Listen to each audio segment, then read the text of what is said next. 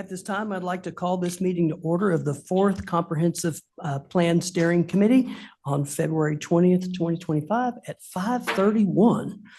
So good evening, everyone. Thank you for coming again. It was cold and we all made it. So great. We didn't have ice and snow. So it was really nice for everyone to be able to get here. Tonight, I'm pretty excited about what we're going to be learning because we're going to learn from people that have been through the process. And so we'll go ahead and get started. What we're going to do now is John, the long-range planning manager for the City of Arlington, is going to provide an update on the planned comprehensive plan public engagement opportunities that are planned for the city. Awesome. Well, I first just want to make a formal announcement to all of y'all here today that the comprehensive plan does have a name. Council agreed with y'all and love it that our name is going to be Innovate Arlington. I'm excited for the term and word innovate and what it means for us as we start this phase one, truly phase one, with the visioning exercises that we're going to be doing with community members. So I thank y'all again for your time and your effort and input into creating Innovate Arlington. So our agenda today, I'm just going to give a brief overview of what we have planned for public engagement in March, and then we'll hear from the City of Dallas and City of Frisco on their comprehensive plan efforts that they've undergone over the last couple of years. And then I'm going to follow up with some future meeting dates, and then we will adjourn. So I've sent out an email with the image that you see over here on the left. You might have a copy of it from the last meeting as well if you were in attendance. But we have 6 planned workshops for the month of March. The first one being on March 18th here at the Downtown Library. MIG will be present for that. They're going to be running the show there. This will be a come and go event. We will have exercises for community members that really engage them in the visioning process, as well as the learning process for who we are as a city right now, what our growth trends are, what the city has accomplished, and then trying to figure out and extract from our community members, what do they want for the community to really work on over the next 20 to 25 years. So after that first meeting on March 18th, we will then kind of have a break, and then we will pick back up the week after that, after spring break, for a 4-day event around the city at different council districts. And then we will end the following week on April 3rd, which is a Thursday, with the last district. So you'll keep seeing reminders on our social media. We've also sent some newsletters out, and staff will kind of do some grassroots engagement and publication and publicizing this event. Y'all are completely encouraged to come to these events. We will have a possible quorum notice published, so there's no need to worry about if there's going to be too many of y'all. We want you guys to come engage with community members and talk to members that y'all are representing, learning from them and through them who Arlington is and who they want Arlington to become in the future. So definitely stay engaged with that, and we'll keep you updated. Along with that, we will have some virtual opportunities for engagement, the biggest being the community questionnaire. That will include 15 questions. It will be in English, Spanish, and Vietnamese. It'll be on arlingtonlistens.com from March through the end of April. TBD on exactly in March when that will be published, but it should be published before our first workshop on March 18th. That'll primarily be shared through newsletters on Arlington Listens, through social media, utility mailers, and we will continue to publicize it at public meetings as well. John? Yes. Sorry, previous slide. I don't see time listed on this. It's from 5:30 to 7:30, kind of at the top right-hand corner. And then we will also have pop-up events, and those will be scheduled with MIG throughout March, really trying to ensure that we are engaging all members of our community. So we'll have more information on that as it becomes available. All right. Well, that's my update for community engagement. Yes, Mr. Siddiqui? Oh, do you mind hitting your microphone? I just wanted to say that we all are very glad that the City Council accepted the name that we proposed. Yes. So thank you very much. Any other questions about public engagement? All right, well, I'll keep you updated. I'm going to hand it over to the city of Dallas. We have Brent Rubin here, who's going to talk to us about Forward Dallas, their comprehensive plan that was adopted late last year. So without further ado, I know you got a busy schedule over there in Dallas. I'm going to go ahead and hand it over to Rubin. We're going to switch over from this presentation to the Forward Dallas website, just to kind of show y'all some items that may be discussed. But Brent, you want to introduce yourself as well as Andrea? Yeah, sure. My name is Brent Rubin. I am the vice chair of our plan commission here in the city of Dallas, and I chaired our comprehensive land use plan committee, which is a committee of our plan commission that took the first cut at working out the draft comprehensive plan. And we've got Andrea Gillis here, who did an amazing job on Forward Dallas. She is now the deputy director of our planning and development department, where she leads the planning side of things. And Andrea did a phenomenal job on that. So yeah, Forward Dallas was a long experience. I think we started in, was it 2022? And we finally got it adopted early 22, and it was finally adopted by our city council in September of last year. We focused on, I would say, 5 main areas in the city, or 5 main themes. 1, environmental justice. 2, housing access and affordability. 3, transit-oriented development. 4, urban design. And 5, economic development. And we also developed a future land use map with what we called place type, which suggested a range of uses that would be permissible in any place type. So, the first thing I will say, there were a lot of, happy moments in Forward Dallas. I would say the environmental justice piece was a huge win because Dallas has a long and unfortunate history of sort of co-locating heavy industrial uses next to communities of color. So we dug in really hard, worked with a lot of environmental justice advocates, community members, other organizations, interested stakeholders to come up with solutions to deal with some of the serious environmental justice issues that we have here in the city. And the Forward Dallas piece suggested a number of targeted policy implementations that we can do in the future, in the immediate future, and then over the next several years to address environmental justice themes. Probably the most challenging piece was the housing access and affordability theme, because there are a wide range of opinions on what we need to do in the city of Dallas to house our growing population. I think we're short roughly 30,000 housing units in the city right now. Some people are probably very content with the status quo in terms of our zoning and land use. Other people think we need to take a very serious look at adding density in a number of strategic locations, and also ask the question of, what additional density can our existing neighborhoods accommodate, whether it's accessory dwelling units or other things like that.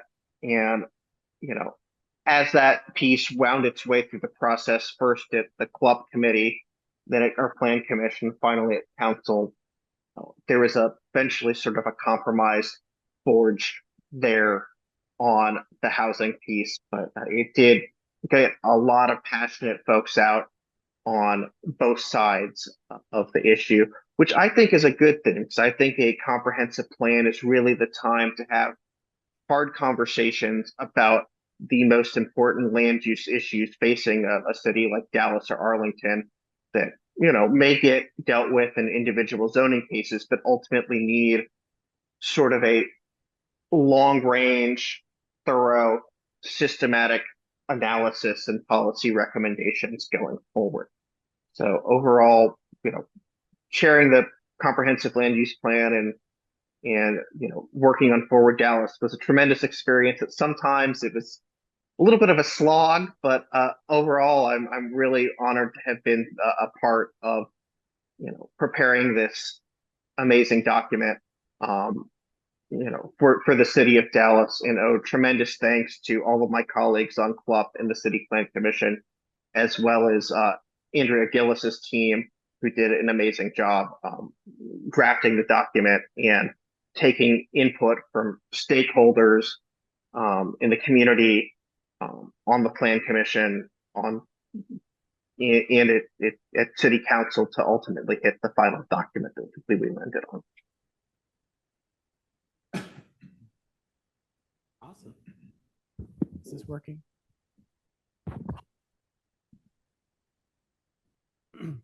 Awesome. Good. Thank you, Mr. Rubin. Is this working? Mm-hmm. Yep, I can hear you.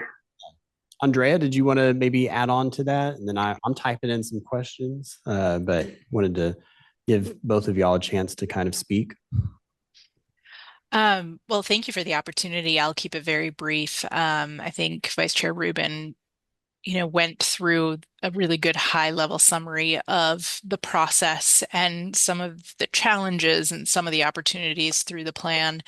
It was, for the most part, a 3-year engagement process, and it was a lot of pivoting and shifting and, responding to new issues that may arise at any given time. And so really staying flexible and nimble, but also with a, somewhat of a North Star, right? From a staff perspective, we knew that there was going to be a lot of push and pull.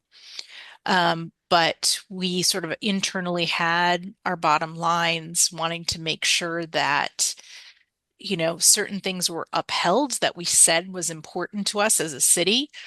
Um, and we could be creative with how to get there, which we had to do many times, and be open to a lot of iterations and a lot of discussions. But as Vice Chair Rubin mentioned, I think it was really important. Yes, it was important for us to get this comprehensive plan adopted. It was really important for us to have the city's first future land use map. But I think it was really, really important, and it became ever more obvious the longer the process went on that there were certain conversations that needed to be had.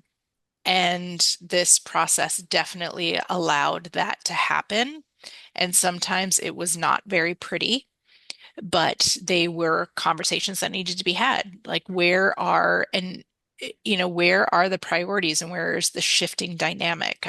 We have changing demographics, we have changing population, we have changing growth patterns. And how do we respond to that and make sure that as many folks as possible could be engaged in the discussion and the process? And really to take a look at, we talk a lot about we've heard from the community. And really, always, I think one of the key things is to challenge ourselves as to be very open about what we consider the community, because there's a lot of different interpretations of that, right? And I think it was, again, one of those things that we had to wrestle with through Forward Dallas. And really trying to be as open and inclusive as we possibly could throughout this process. So with that, Aliyah, I'm happy to be here to support Vice Chair Rubin and any questions that the group might have. But yeah, thank you again for this opportunity. Awesome. Thank you, Andrea. Is this working again? Okay, sorry. Yes. So here's an easy question that, on the name of our plan, the Arlington's plan, Innovate Arlington, what's the most innovative element of Forward Dallas? Well, one, we did not have a future land use map in our previous comprehensive plan. I think it may have gotten caught up in some of the politics of the last go round. So having a future land use map as a reference is one of many factors that we can look at in zoning cases now that we see them as a huge innovation. It may not be an innovation for comprehensive plans across the country, but getting one in Dallas is a huge innovation for us. Awesome.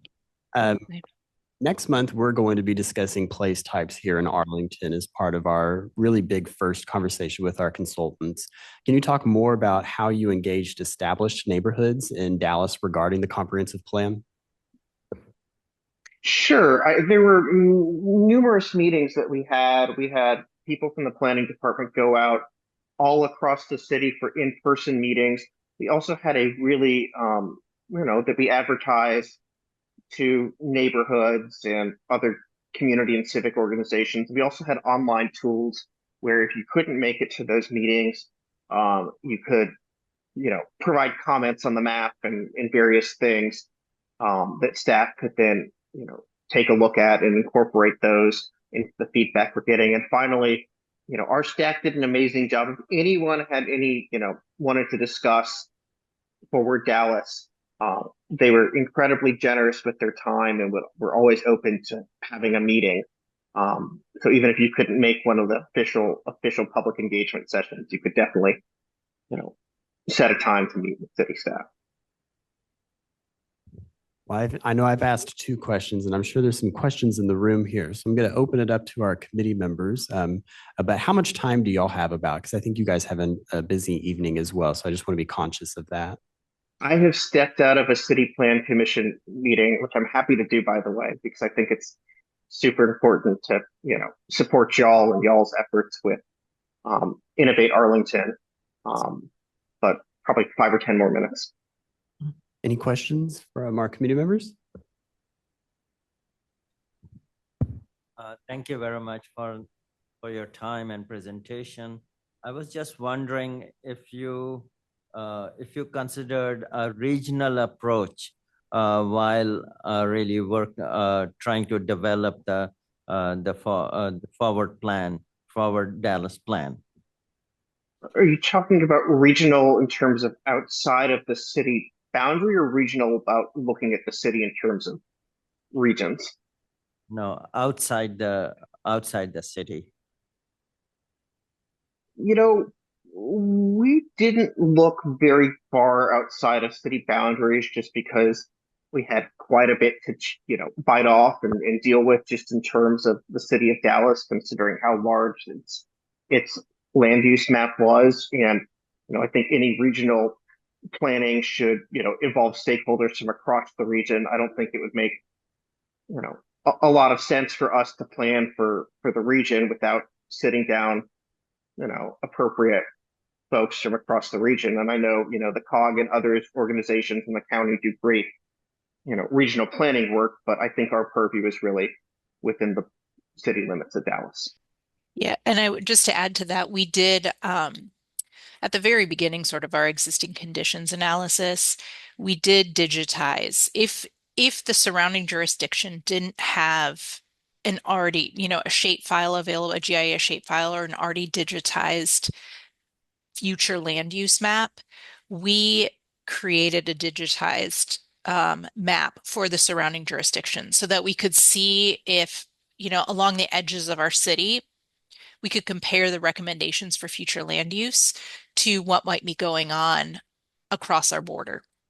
So we made sure to incorporate that. And we also had a sort of a steering committee task force of external agencies that were also, we would meet on a semi-regular basis to either just give updates, say, hey, we got this recommendation in the plan that spills over our boundaries.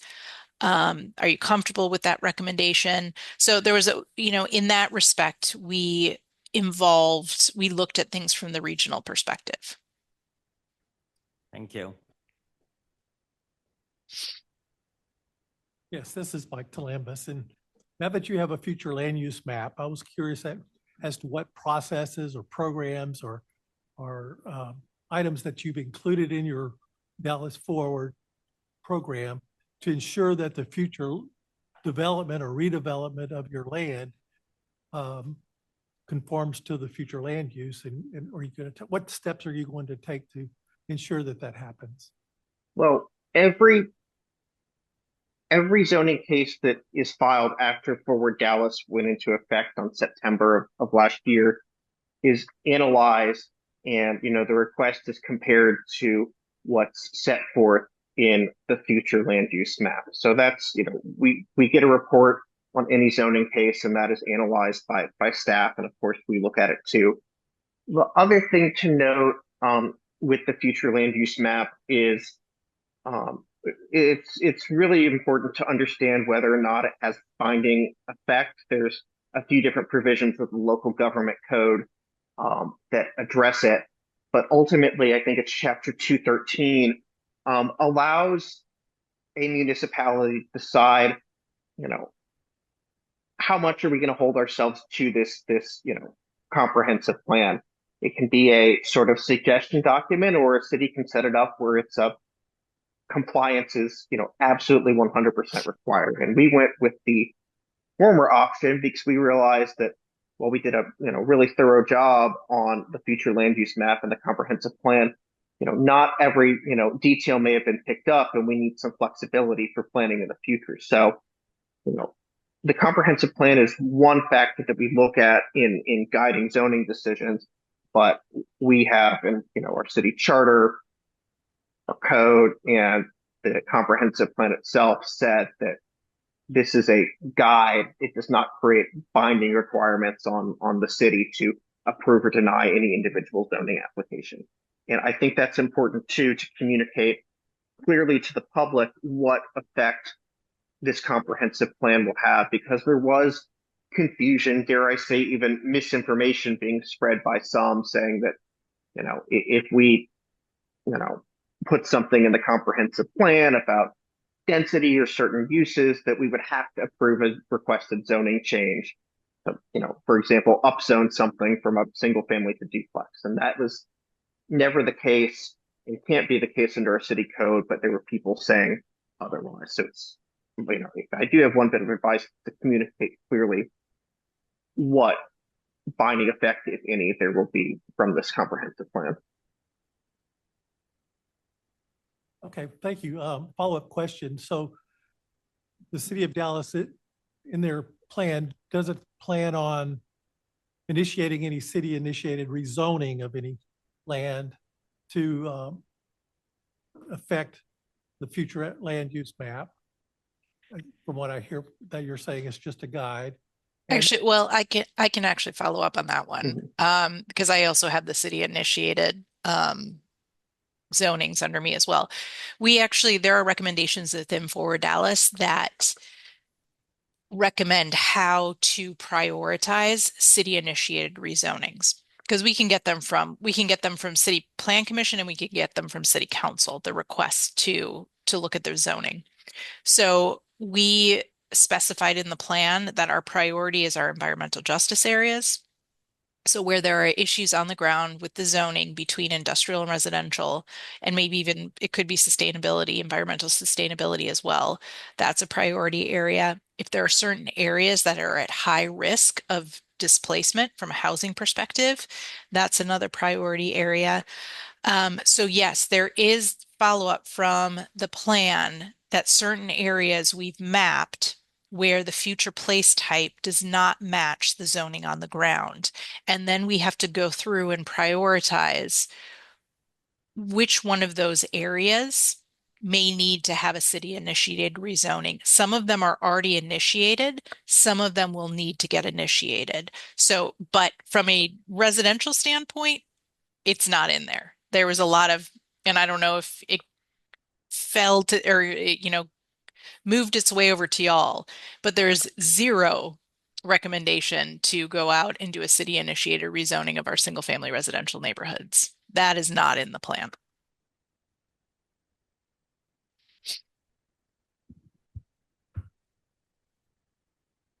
Okay, this is Jinsi Topal, and I'm the director for the Planning and Development Services Department. I had one question. What was your biggest setback during the process, or a change in approach that you had to take midway? Do you want to take that one, Brent, or do you want me to? I will venture a suggestion, but Ms. Gillis should feel free to hop in.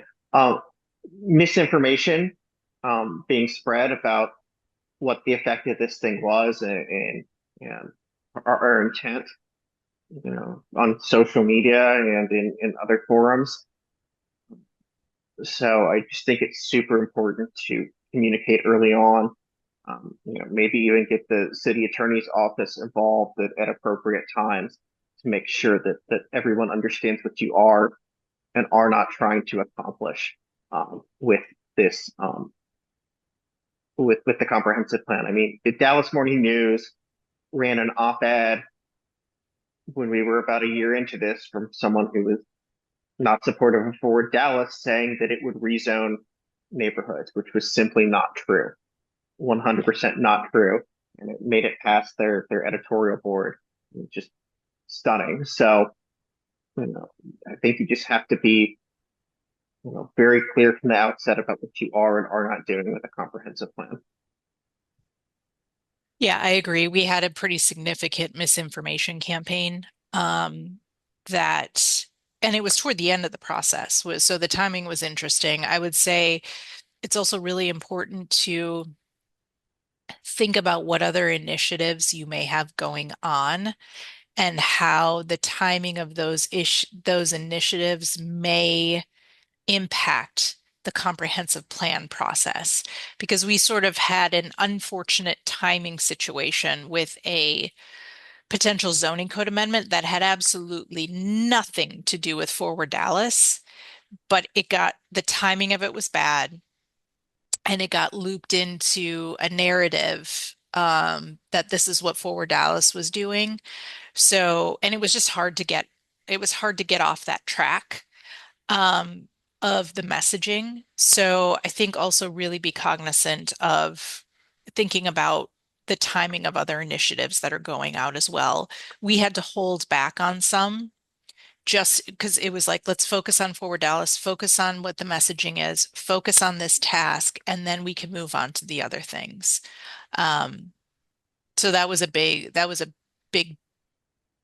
sort of pivot that we had to work on actually toward the end of the process. Great insight. Thank you so much. Any other questions from our committee members or from staff? Yes. I'm Nia Henderson. My question is about your community engagement and the strategy there. Did you have a minimum standard for either attendance or participation in community engagement before you could move forward with your plan or addition to the plan? This is such to me, amazing, I don't take that word lightly, plan. Wow, what an initiative y'all have put together. I can't imagine what you had to go through, but also because so few people participate in what's happening in their city, they're just living their lives. Did you have a minimum standard before you would even consider something? Do you want me to take this? I mean, I guess on the city official side, we did not set forth a minimum standard. We sort of looked at it qualitatively. We, got reports and updates on all of the community engagement from city staff. I certainly attended my fair share of community meetings on this.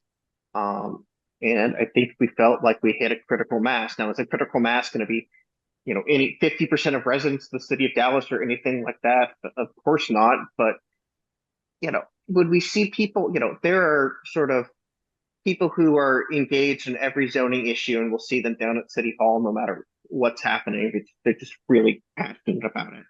And I think once we started to see a lot of unfamiliar faces from across the city, that was a good sign to us that community engagement efforts have been successful. Yeah, and one of the things that we did, one of the metrics that we had, obviously that in the community engagement world, there are numbers that can be utilized, but oftentimes it's, you have to think about quality versus quantity and things like that.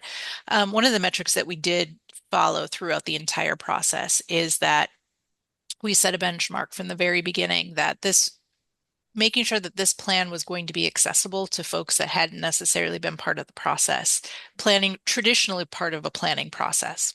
So we set the benchmark that we would be doing at least 50% of our engagement and our meetings in areas where at least 50% or more of the population was either Black or Latino, Latinx. And so we made sure we tracked that all throughout the process. I think ultimately there were some quarters where we were at 80%, but we were always well over 50%. And we also made sure to map all of our meeting spaces and do an assessment, check-ins just internally. Like, what does our coverage look like on the map? What does our coverage look based on zip codes? Are we, did we make sure to have enough engagement here? Did we hear this? So we were always talking engagement and different ways to go about it was always at the forefront. And trying to be as transparent as possible throughout the entirety of the process. And I will say, having done multiple comp plans at this point, there usually is a certain point where you're like, you have to shut it down, right? From a community engagement, because at one point you have to write the plan and you have to get to City Plan Commission, you have to get to City Council. We never really stopped because this was a big piece of this, especially since we didn't have a future land use map and there were so many questions, so much conversation that it was like we're going to talk to people until the end. So I think it was a matter of when people started telling us that they felt that they had heard from that we had done enough, and it wasn't just one person, it was like multiple people like, oh my God, you guys have done enough. Like, let's go. That was one of our benchmarks as well. Like, okay, all right. There isn't really question about, did we get out enough? So. Thank you. This is Anthony Powell. Doesn't sound like mine's working either. Can you hear me? Okay. Again, it's an audio thing. I guess more of a process question was what I was thinking, or a couple of thoughts there. First, I agree with Nina that it was a very comprehensive plan. And one of the things that I liked in just the quick review of it was the executive summary. Was that something that was always a part of the approach that you were going to take to develop that, or when did that come into play? And then the other aspect that goes along with that is around the actionability of the plan and what types of thoughts and things have been put into place to say, okay, we've got this plan that we've gotten all the input and we put the details together. How do we work to ensure that certain key elements get executed? The executive summary was always going to be a part of the plan. We knew that, some people love to read a big old long plan. Most people do not. And so we wanted to make sure that it was accessible at whatever point you were at. From the very beginning, again, having done comp plans in the past, multiple comp plans in the past, I didn't want to do another 400 pager. And it's, everything in the kitchen sink gets thrown into a plan. So we tried to keep this as slim and trim as possible, keep it to the high level stuff. We also talked about, as from a staff perspective as well, that, and just from what we were hearing from the community, from the actionable standpoint of it, it was really important to keep it manageable. Yes, we could have thrown in so many more recommendations. We could have, but what we realized is this plan because we didn't have one adopted from a future land use perspective, and a lot had changed, this needed to be more like a 5 to 10 year plan versus the 20 to 30 year plan. And so what within that time frame are our biggest priorities that tapped into each of the themes that would actually be manageable for us to accomplish. And we worked really hard to keep that in focus, to keep it actionable, right? So it didn't become so overwhelming because you have thousands of recommendations within a single document. Thank you very much. All right. Any other questions from our committee members or staff? All right. So I just want to thank you for coming and sharing with us your experience. We can learn so much from people that have been through this before. and I really appreciate your challenges. We're going to have a different set, but we need to learn how to handle them. So that's going to be the real trick for us. So I want to thank you deeply, because I'm taking notes on the things that we need to be aware of, and we need to get the message out to all the media and everywhere else ahead of time. Get on top of it before anything could even get out of control. So that was great advice. Thank you so much. Thank you for having us. Have fun with this, y'all. Yeah, thank you and good luck. Let us know if you need any follow-up. Thank y'all. Bye. And then it's going to take us just a minute just to switch back over to our presentation. I hope that was enlightening. I certainly learned some stuff. I think the media input is very important for us to keep in mind and be mindful about. But we also have with us this evening the City of Frisco, just north of Dallas. I'm sure everyone here knows exactly where Frisco is. Excited to hear about their comprehensive plan. Looks like we're ready, so I'm going to hand it back off to y'all. Thank you. Are you able to change the slides? There's a clicker. Thank you. Yes, my name's Chris. Can you hear me? My name's Chris Leonard, City of Frisco. Okay. That's all. My name's Chris Leonard, City of Frisco Planning Manager. And my name is Jonathan Hubbard. I am the Assistant Director of Development Services for the City of Frisco. Oh, this is a great screen. We should get one of these. This is awesome. So on the way down here, we commented on, every city is different, and just listening to the Forward Dallas and their approach to the process of their developing that comprehensive plan. That was a big undertaking with that community outreach. And when we were starting the plan, like they said, we wanted, because in history, comprehensive plans tend to be almost, history books, and millions of maps and census data and all that sort of thing.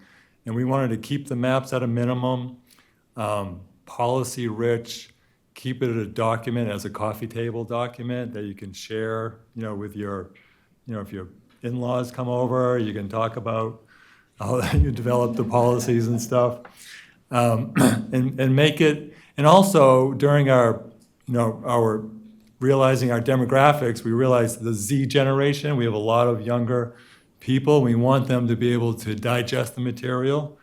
And so, we wanted we want to make it simple, but we wanted to make it so they don't think it's a boring policy document. And so they'll become familiar with some of those action items and objectives that we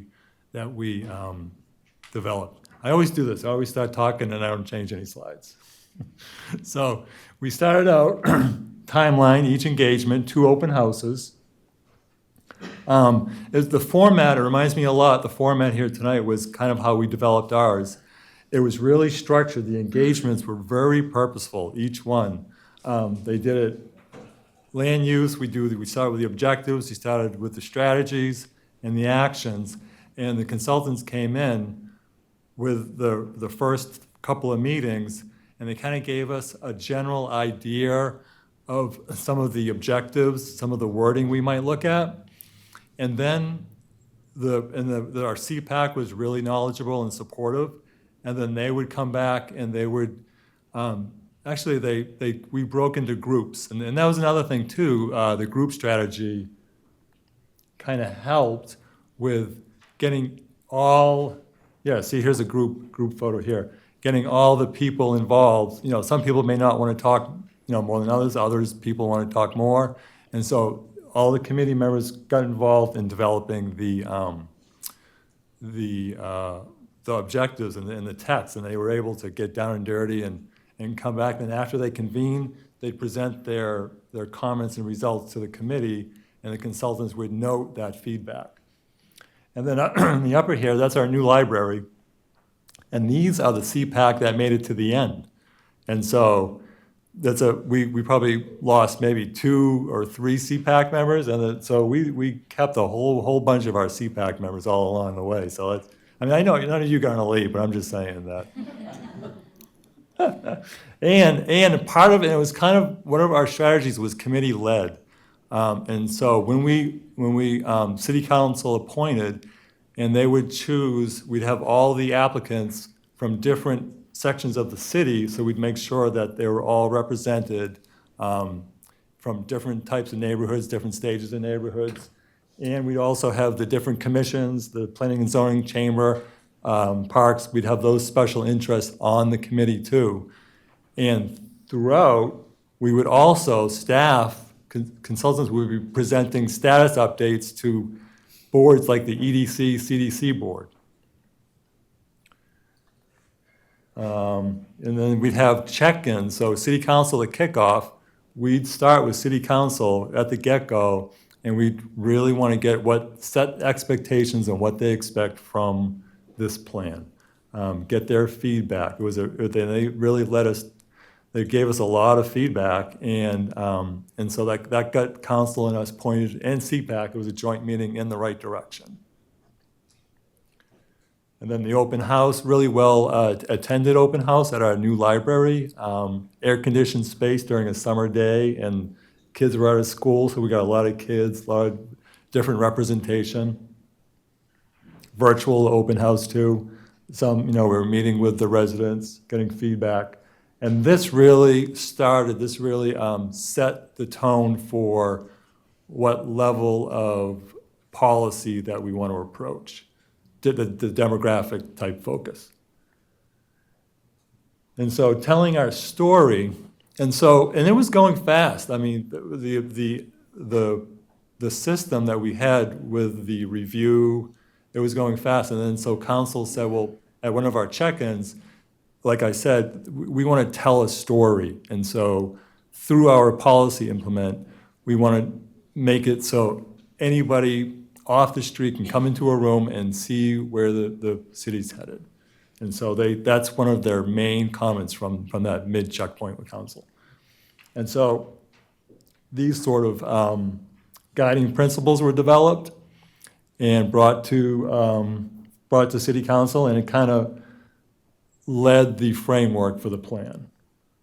And so here's these storyboards that we presented at a couple of the open houses. Regionalism was big. We did consider regionalism. The growth vector of the DNT, water, airports, major airports was a big thing. Construction, sports, and Frisco, how it wants to turn into an entertainment destination. It's a sports place, that kind of transition. Land use, yeah, and then we did the FLUP. We've had a FLUP for all of our plans, and this was one of our bigger challenges, the FLUP, because people just, when they see a land use on a map, it becomes really personal, and so you have to get everybody on the meeting of consensus. And so we had a meeting of consensus, and so what we did is all the areas of dissension, we focused it down. We had a vote on each area of dissension on the particular FLUP. And so we got down to that granular detail for one of our meetings.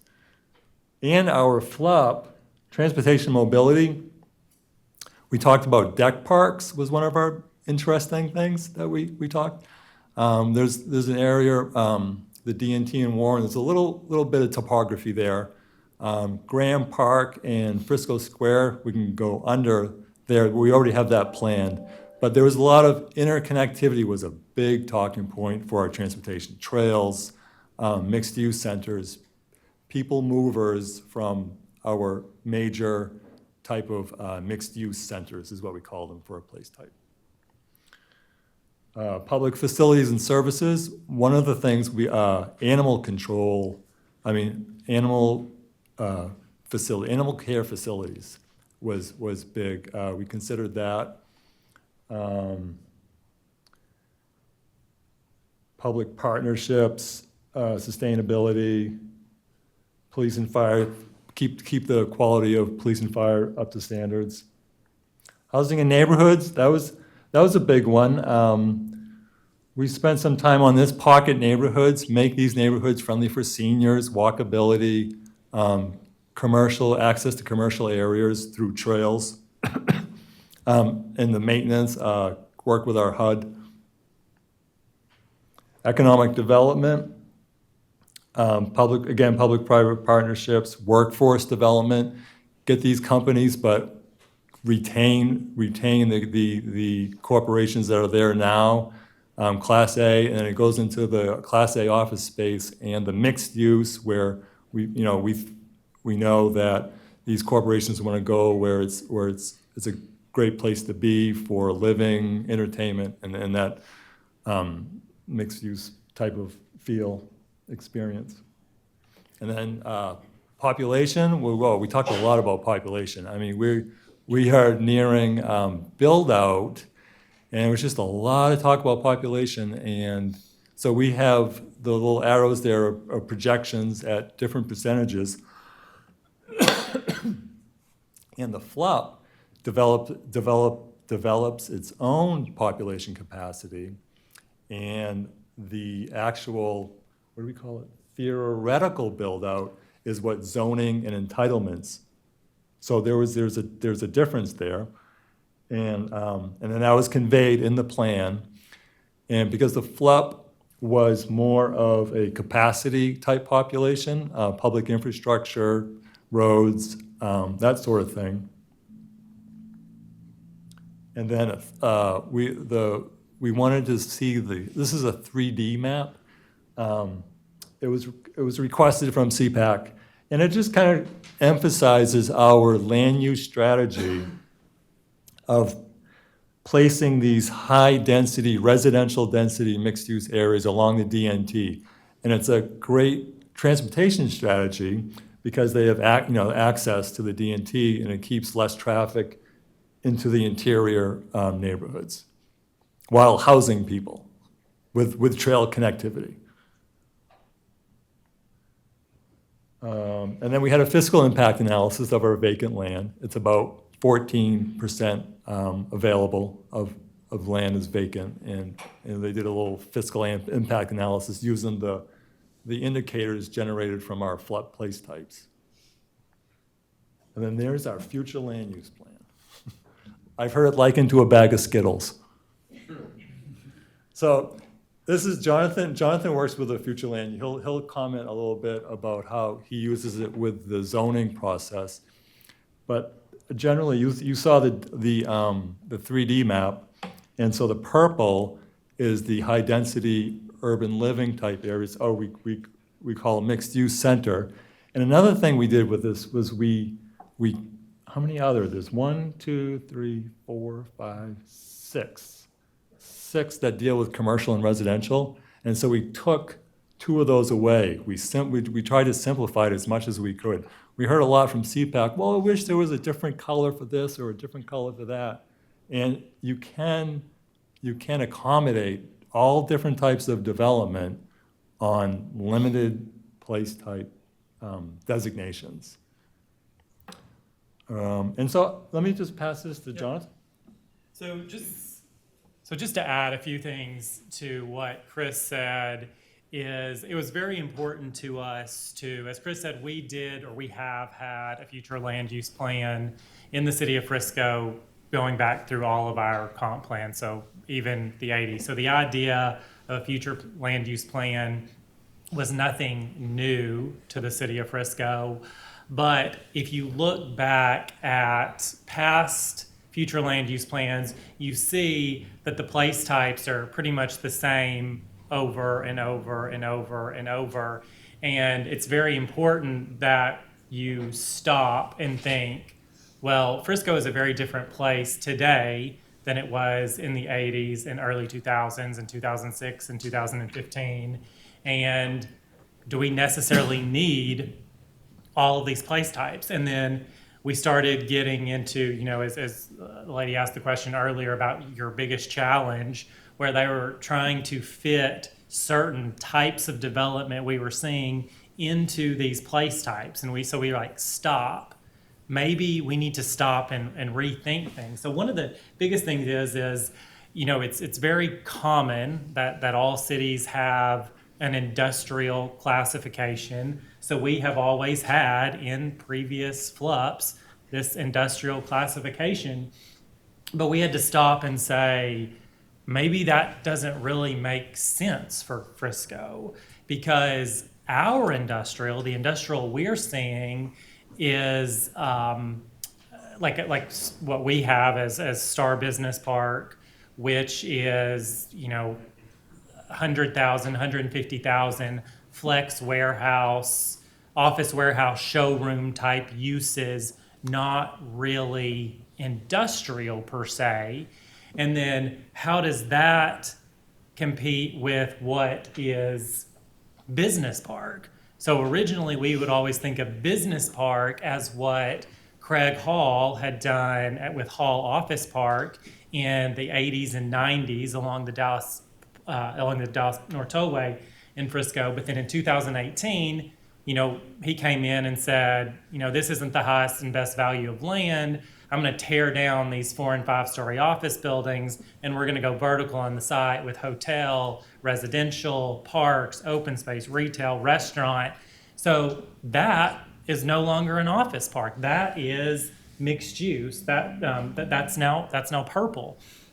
So we had to stop and kind of reframe our thinking and think about the type of development that we're now seeing, the type of development that we want to see.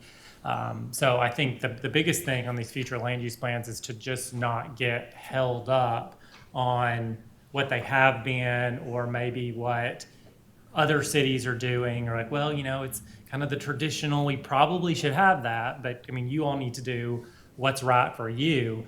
And one of the reasons it's so right to do what is right for you is because when this first kicked off, and Chris was talking about, there was this joint work session with our Comprehensive Plan Advisory Committee and City Council, and City Council was really charging the CPAC to think big and think forward and be very like think outside the box. That's what they challenged them to do, and I think that's great, and the plan does that.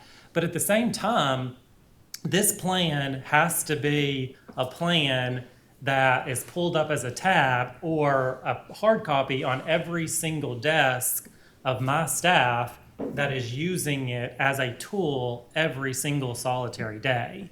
So we do use this, currently the 2015 plan, hopefully within a couple of months, this plan, using it religiously to think about every zoning change that comes before us, every SUP request that comes before us, every amendment that we're going to do to our zoning ordinance or our subdivision ordinance, subsequent studies, whatever it may be. And one thing that I'll add is I liked what the city of Dallas said, because they're doing that. We do that as well, but there are going to be plenty of instances where your future land use plan does not, so a zoning change comes in and it goes against what the future land use plan says. And our plan has 3 or 4 or 5 pages worth of policies that give staff really good direction on how do you evaluate a zoning request when someone wants to do commercial and your future land use plan says residential. What's appropriate, what's not appropriate? Because if you think about Frisco in 2015, when our current comp plan was done, at that time, nobody knew the PGA was going to leave Florida and come to Frisco. So that really changed the land, that whole landscape. And then when Hunt and Carahan took down the 2,100 acres around it and did fields, totally different than what the 2015 plan. Are any of those things the city was like, nope, sorry, not in our comp plan, walk? Absolutely not. But we felt we were in a really good place to when residents were showing up to those public hearings to say, how in the world is the city doing this? Look at all this density, look at all this entertainment, look at all this traffic that you're adding. Like, are you totally going against everything we've done? It's like, no, absolutely not. yes, the comp plan may show it yellow or red or whatever it may be, but if you actually get into the document and the policies and you start looking at how to evaluate those requests, no, I mean, we're still, kind of moving right along as the plan envisioned. So I think that's just what I wanted to add real quick, but happy to answer any other questions. Sure. Hi, Jeremy Sidmore here. I noticed in your diagram there, in 2010, you had 100,000 residents. And in 2025, you have 260,000 around there. In your previous plan, did you think you were going to have this incredible population growth? Yes. And if you can talk about the challenges you had in adapting your city for that population growth. Yes. Density, actually, in the 2015 comp plan, density was a real hot topic because they saw, even in the CPAC in this plan, they saw population coming. We had a lot. It was a 60-40, so it was 60% developed, 40% vacant. But then again, that goes to the importance of the future land use plan, because when we do our CIP projects, when we do our thoroughfare plan as part of this plan too, when we bid for streets, when we do our CIPs for building new roads, it was all part of that thoroughfare plan. It was all part of that future land use plan. So the engineers, the budget, every year they're developing, and it depends on what's currently being developed and what's, like Jonathan said, the things on the horizon. But in combination with the future, with the things we just don't know, but we do have that plan to fiscally accommodate it. Mind if I ask a follow-up on that? Sorry, everyone. You said you had a 60-40 on free space, 40% free space, Yep. and now you have 14. Yeah. And I'm seeing quite significant growth here. Yeah. That is projected. So how are you, in your plan, how are you addressing significant population density that is going to occur? Yeah. Want to Yeah, pitch in, Jonathan? Yeah, I'll chime in a little bit on this. As he said, density has always been a hot topic in Frisco. There have been plans, done in the past, or whether it be a monthly report or something that went out that had a number that city council was like, oh my gosh, what is this number? Where did this number come from?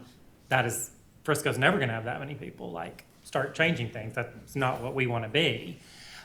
So it's always been very, very important what those numbers are and how we grow and grow responsibly in a certain way.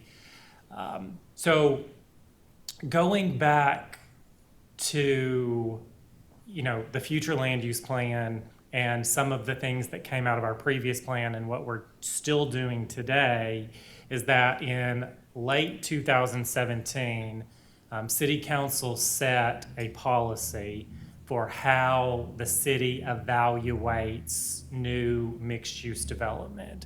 That policy incorporates essentially a density level based on what place type you are on the future land use plan. And then it requires a certain amount of open space, which is further evaluated in accordance with a recommendation from our Parks and Recreation Master Plan. And then lastly, kind of the hardest piece of it, which is really important to our city council, is phasing. City council does not want a bunch of residential coming in without the commercial tax base to support it all. So pretty much every new zoning case we do has a phasing requirement that goes along with it, to where the commercial and the residential have to come out of the ground together. the commercial has to get a CO before the residential can be issued a permit. Every single one is negotiated differently. But through a lot of those projects, you know, we're pushing the limits on requiring mid-rise and high-rise and top 1 and top 2 construction along the tollway that is ultimately going to support and, you know, allow all this increased population that you're seeing. Yes, and 14% of land, like, wow, how are you gonna see that? You know, it is going to get more dense. But again, when our residents are saying, well, that's scary, we feel that we have policies in place to say, yeah, it is. But if you look at the future land use plan, that density is along the tollway, so that's in and out of the off the tollway, so they're not like essentially driving through all of your neighborhoods. You know, those apartments are not going to get built if there's not a 250,000 square foot office building going out of the ground at the same time. So there's a lot of things like that that are kind of working in the background, and this new plan reiterates that policy because essentially it's become it started as a work, like I said, it started as a work session in 2017, started the discussion, and it's just become like a mixed use Bible that we use, and every case is evaluated against it. Sure. And we have structured parking too. That's all structured, yeah. I got a question. Oh, sorry. So what strategies did you come up with for your older existing neighborhoods, since so much focus goes on the new, but you got the guys, the original, the OGs that have been there, and those neighborhoods need redevelopment too. So did your committee find ways to improve the older areas of your city? Well, yeah, that's a good question. We do work with our community services department. They have a rehab program with the federal funds, administer that.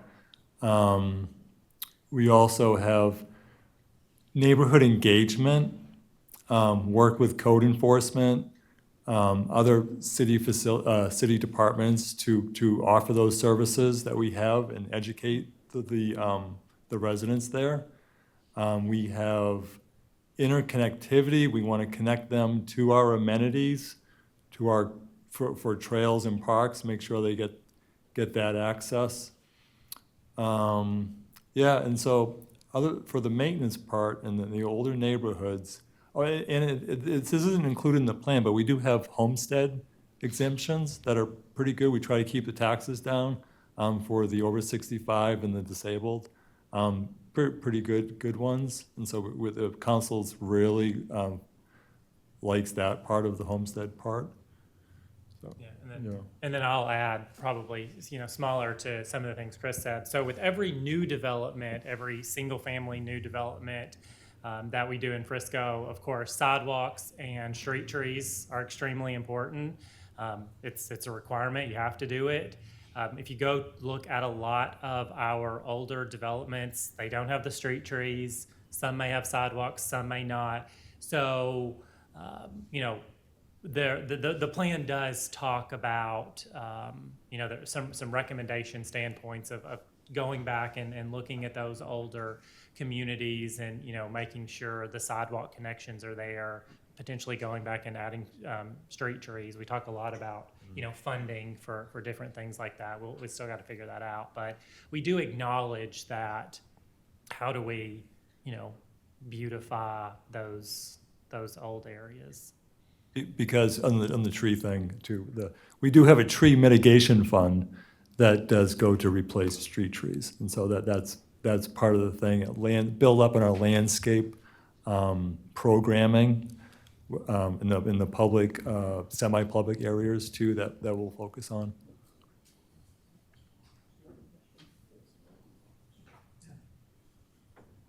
I was going to ask, City of Dallas mentioned about misinformation and how it impacted the development of the plan. Have you encountered misinformation? Has it significantly impacted? How did you battle it? Yeah, that is concerning. But I didn't see that. I mean, there were a couple of voices here and there, and how you combat it is you stress to CPAC everything that because CPAC, they're vocal members of the community, as probably many of you are. And whatever happens in the plan happens in committee. We don't want any conversations I mean, you can talk about it, but no strong leanings or opinions kind of stepped outside of committee. So what comes in, everybody knows the transparency of the conversation as much as possible. Try to keep that to a minimum. And we didn't really have that much misinformation anyways. We certainly didn't face the same Right, challenge yeah. that Dallas just Yeah. referenced. I mean, the most we had was, very minor things where, one CPAC member may feel a certain way, and, we heard through the grapevine that maybe a certain section of residents felt that same way. And our stance on that was always, if that's the case, like, we want to hear from them. If there are residents that feel that way, here's my number. CPAC is open meetings. Have them show up and let's discuss.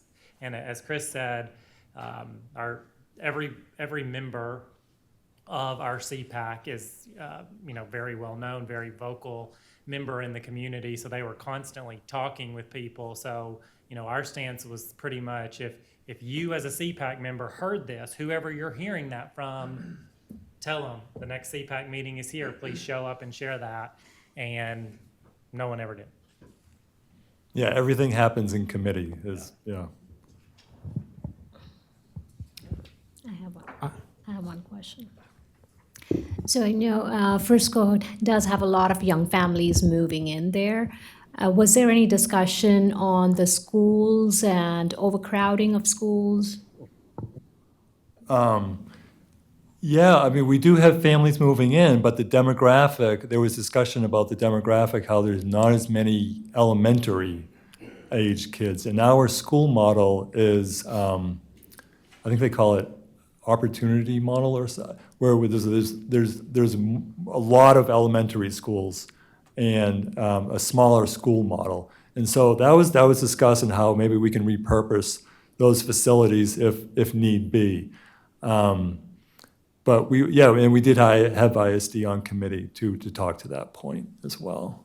Yeah, so to add to that, Frisco ISD was part of the discussion. We do have more than Frisco ISD in, our boundaries.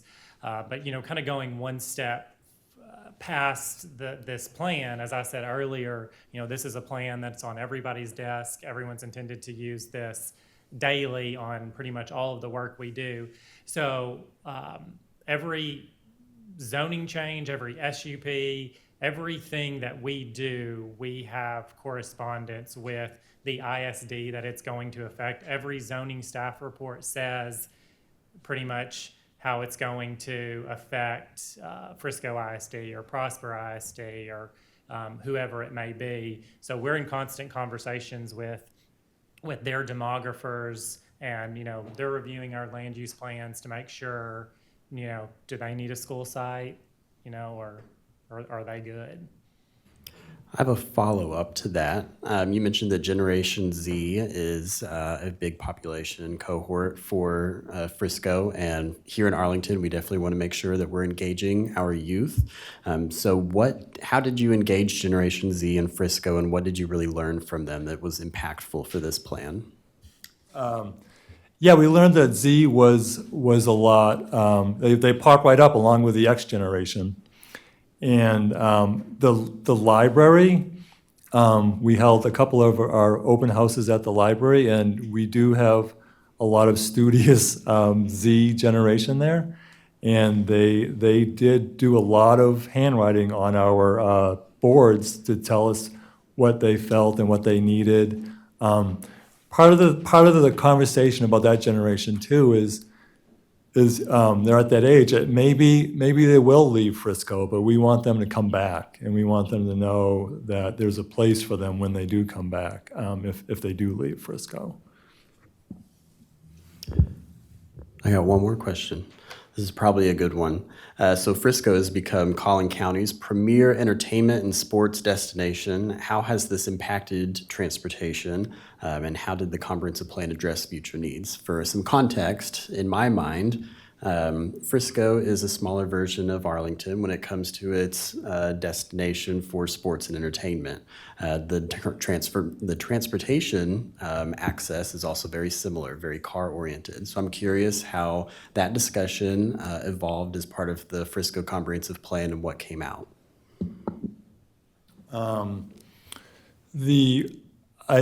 I like the mayor says stuff about the transportation characteristics of Frisco, and he always comments how we always have the from north to south traffic.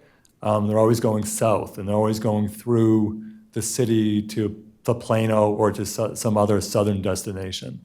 And so with the entertainment, with that northern sector being populated, being office, entertainment destinations, now you're going to have more of a north to south, or those people coming from Prosper will kind of maybe meander around the northern sector of Frisco. And so that's just one dynamic of that, because it's that constant north-south saturation that will be changing. And then they talked about people movers, shuttles, deck parks, interconnectivity, trails, pedestrians, that sort of concept. And they even talked about the gondolas, Jonathan? Gondolas? Yeah.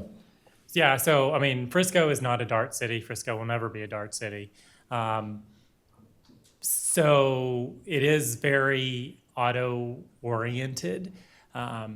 So rather, I mean, and that to some degree, you know, is what it is. There was a lot of communication with our traffic engineering group throughout this whole process.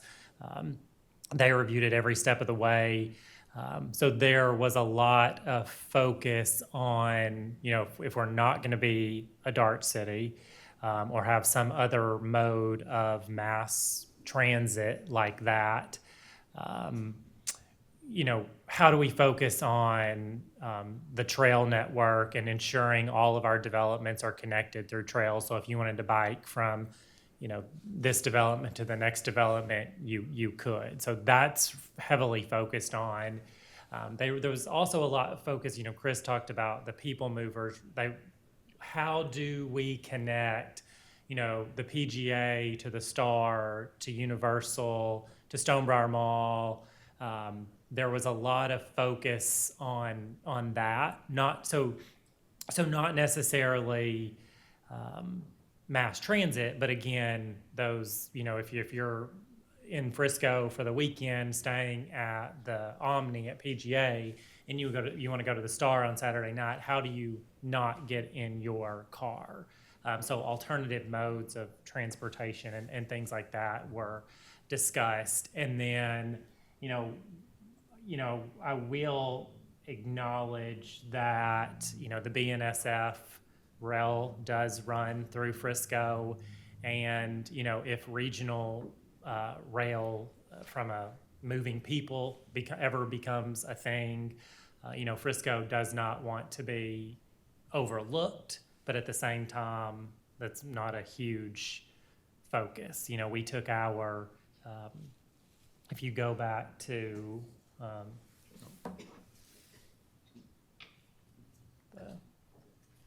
if you went back to the future land use plan, you know, we at one point had a transit-oriented development place type, and it's like, again, going back to what I said earlier, is, you know, kind of how do you consolidate those? So, you know, that's one of those that we consolidated, but again, you know, the acknowledgement is still there slightly, should that ever become a thing. Also, I want to add, all autonomous vehicles that doesn't reduce traffic. It may even increase traffic.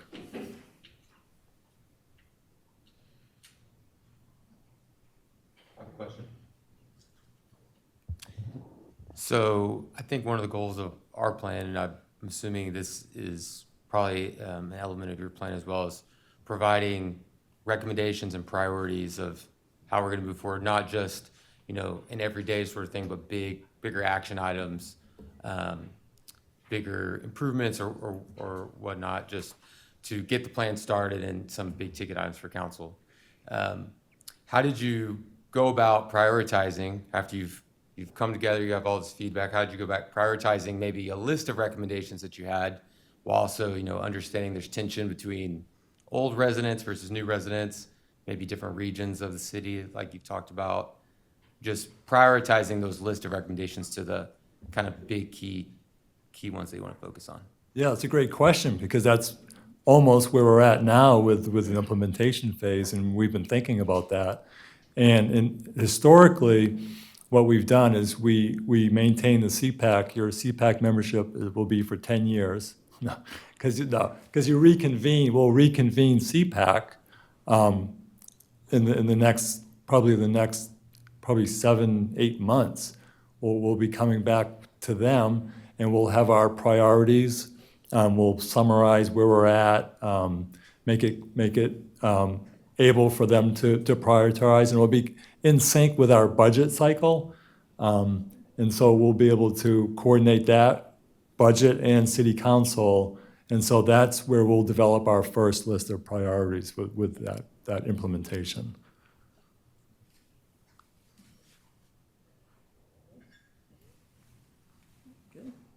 All right. Well, I really appreciate y'all's time. I think there's a lot of great work that's going to be happening in Frisco, or will continue to happen. And I think both the presentations we heard from today, I think gives us a good taste for some of the conversations that we will have ourselves. Some good insight for staff members to be mindful of, especially in the media sector. But any other comments that y'all would like to share about these plans, just with the group? But I do thank the City of Dallas and the City of Frisco for being here tonight with us. It means a lot to us. I just wanted to add that you guys are rock stars. Your plan was actually more easy to read than some of the other ones. It was more organized than some of the other plans that I've seen. And I appreciate you, because I realize how much work staff has to do on putting this together. The amount of writing that has to go into these plans, and from collecting all the data, is unbelievable how much work it is. So anyway, thank you, and I appreciate you sharing with us, and I've been taking good notes. Appreciate Awesome. you coming. Our pleasure. Thank you for inviting us.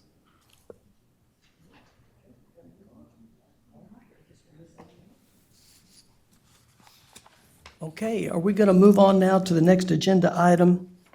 Let's see. We need to discuss future meeting dates. The next possible meeting dates are going to be March 20th, 2025, and April 17th. And so John is going to tell us about a few potential agenda items for those dates, and we'll discuss availability. Yeah.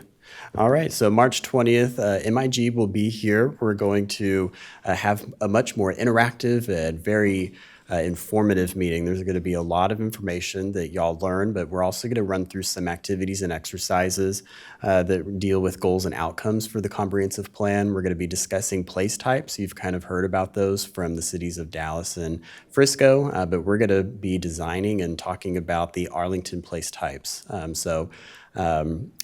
Be on it's going to be exciting and fun, I think. We're also going to talk about the existing conditions and growth trends. You might have heard that Dallas also said that they had their existing conditions atlas, so we will have our own as well. It's going to be very map-oriented, lots of illustrations to highlight the identity of Arlington. So MIG is going to be sharing all of the work that they've been doing since last year, basically, and we're excited to see it. So the April meeting, there's going to be a lot of public engagement through March and a lot of data mining that's going to need to take place after that. So as of right now, we don't have any agenda items that would need to be discussed with the committee in April, unless there's something here that y'all would like for staff to come forward with in April. Right now, I think after our March meeting, I think the next real possible meeting that we might need to reconvene would be in May. And that's really starting to learn about through the visioning process, who we are as a city for the next 20 years, maybe have some preliminary data before MIG comes back to us in June. So I'll keep y'all updated on that. But right now I'm thinking March 20th is our next meeting. And then, it'll either be May or June at the latest. And with that, I really appreciate y'all being here tonight. All right, I guess it's time to adjourn. Being no further business, this meeting is now adjourned at 6:51.